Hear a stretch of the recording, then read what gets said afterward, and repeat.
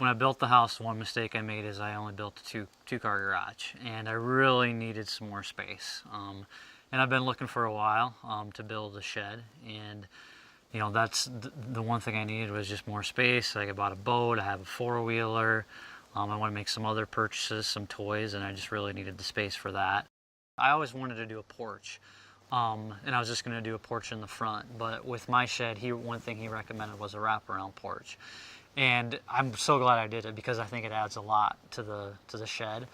The other thing we talked about is just the door and how big you want the garage door. What are you going to put in there?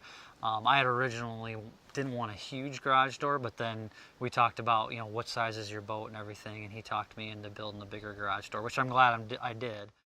One thing I have in there is a golf setup to hit range balls into, so I like it for that too.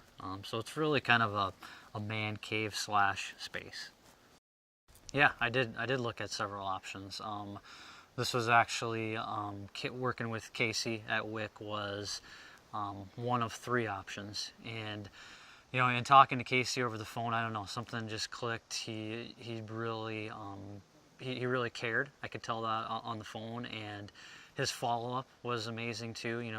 When he said he was going to follow up, he followed up with me. I didn't get that with other builders. They gave me a quote, and then I didn't hear from them, where Casey was like, gave me a quote, got back to me, does everything look good? Anything we need to change? He came out to the house. He had some pamphlets that he walked through with me, and he went through everything, what the materials they use, how they build it, how long they've been around. So that was really nice. I didn't have to go anywhere. He came to me. Definitely came in on time and on budget. And the nice thing too with that Casey did is he called, throughout the first, I think he called on the first day, making sure that they showed up. He called on the last day when they were about done, said, hey, does everything look good? Just to check in. Which I really appreciate, just to know if something wasn't right, he was there asking questions.